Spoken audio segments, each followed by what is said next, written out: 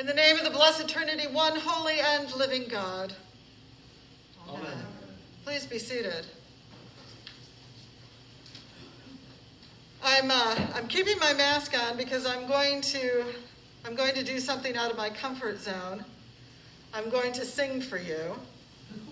It will not be good.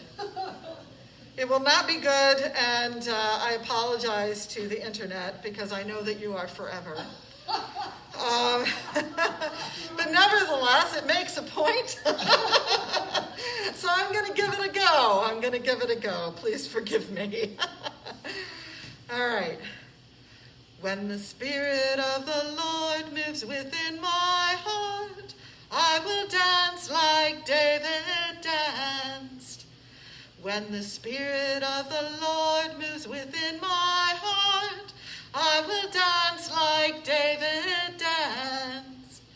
I will dance, I will dance, I will dance like David danced.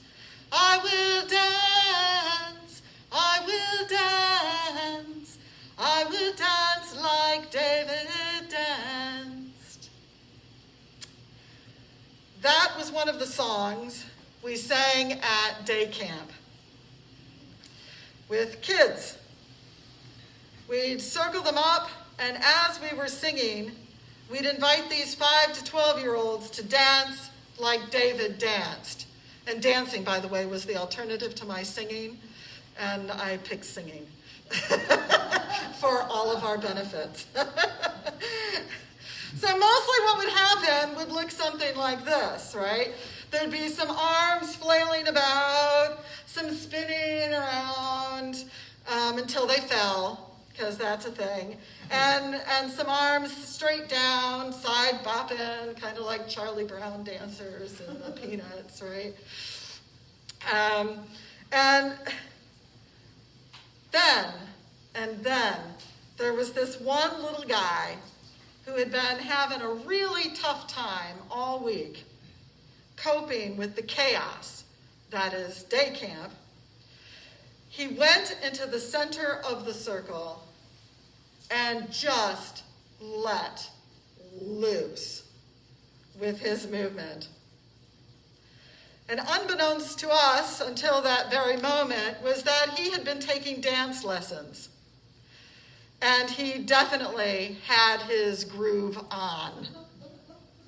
At first it was a shock, and there was this hush around the room.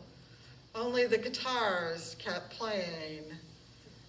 The staff is exchanging worried glances. Because one, it was out of character for this camper. And two, because the other children have not always treated this camper kindly. But just then, someone from the circle shouts out an affirming, "Yeah!" And there was great rejoicing in the land as everyone now wanted in the center circle in order to get down with their bad selves. And they all danced with a renewed fervor.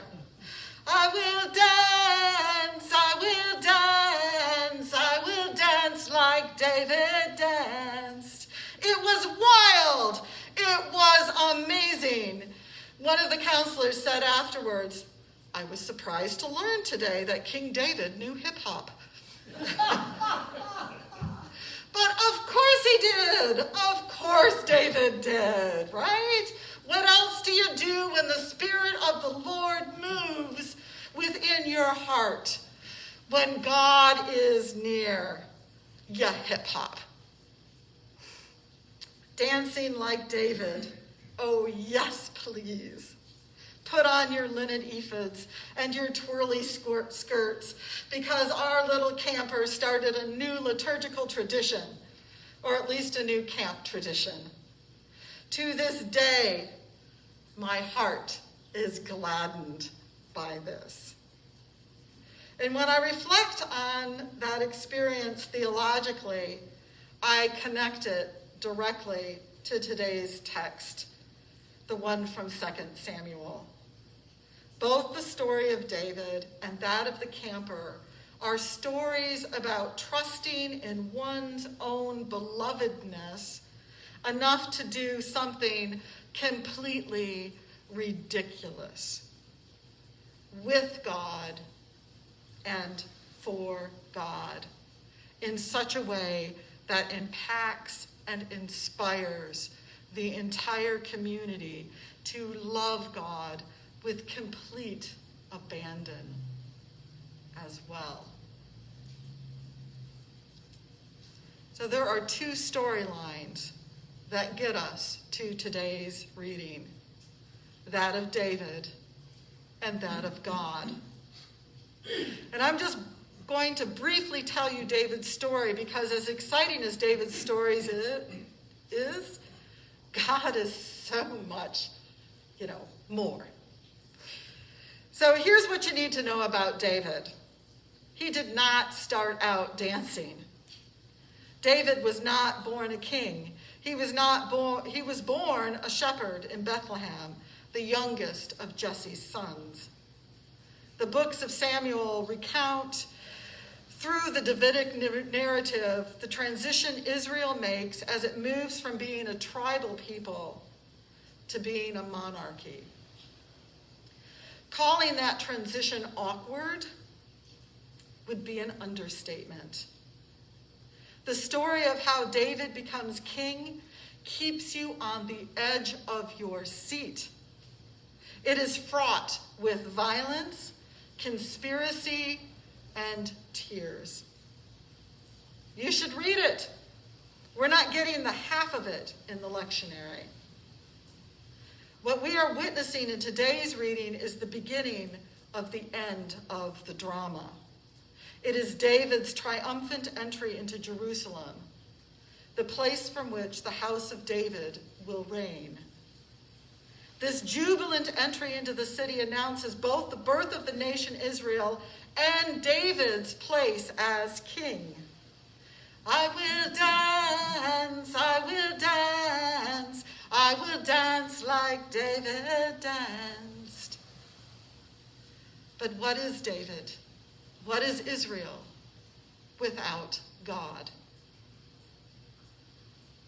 Which brings us to the second storyline in this text, that of the ark. The story of the ark goes back to Moses and the stone tablets. The ark was portable, although there were rules about that, which I will get to. Anyway, the ark traveled with the tribes under the protection and care of the high priests. Over time and tradition, the ark became more than a container for sacred relics and was considered to actually be the holy, or God's self. So that's the backstory of the ark. Early in 1 Samuel, we are told the people were fearful of the Philistines, and they were right to be afraid. The Philistines were the ones who had Goliaths, right? They were horrible and on a rampage. So the people brought out the ark as like a charm to keep the Philistines away. It did not work. The ark inspired concern in the enemy, but also a resolve to be extra fierce. The Philistines won the battle and took the ark. Okay, you understand what happened here, right? This is more than your rival team stealing your mascot. The Philistines took God as spoils of their victory. That was very bad news, which killed old Eli, Samuel's mentor, when he found out. But God is God. And the incident turned out to be much worse for the Philistines because everywhere the ark went, a plague was visited on the people, ranging from hemorrhoids to tumors to mice with tumors and possibly hemorrhoids. Okay, I made that last part up. The Philistines were struck down internally. So they put the ark on a cart along with a guilt offering of 5 gold mice. I'm not kidding. Of 5 gold mice and 5 gold tumors. I swear it's in the book. 1 Samuel 6:4. They gave the cart a shove until it rolled over the border into unsuspecting Hebrews' wheat field. Hooray! God has returned to God's people. Isn't that a wonderful story? But God's journey is not over. David is bringing God home. The problem was that he and the 30,000 chosen men of Israel, they did it wrong. First of all, you don't put God on a cart, new or otherwise. Of course, the Philistines did, but they're Philistines. They're not your role models. The burden and the blessing that is God is meant to be carried. Pick up your cross or your ark and follow me, God tells us. Secondly, no touching. The lectionary omits 7 verses from the middle of this story. And in them, Uzzah, in an attempt to keep God from falling off the wagon, touches the ark and is struck dead for doing so. David then angry dances. No, that's not really a thing. He dances over to the scene and changes his mind about being responsible for the ark. And he leaves God in someone else's household. I will dance, I will dance, I will dance like David danced. Awkwardly. It's awkward, right? And now we remain in the shock, like the staff at day camp. Just keep playing our instruments. Let's see what happens. Wondering how this is going to turn out. But David doesn't hesitate. He trusts in his belovedness. And he, as the anointed king, makes a priestly offering to God. And then an offering of himself in his ridiculous dance. And we know it is ridiculous because his wife, Michal, is embarrassed, as only a wife can be by her husband. This is no way for a king to behave. Her father Saul, the first to be anointed by Samuel, would not have behaved this way had he defeated David and been the one to unite the tribes. But God is God and full of surprises. And God delighted in David. And David, filled with the Spirit of the Lord, danced because he could do nothing less. And in doing so, as with our young camper, gave us permission to trust our belovedness and risk the ridiculous, all for the Lord's sake.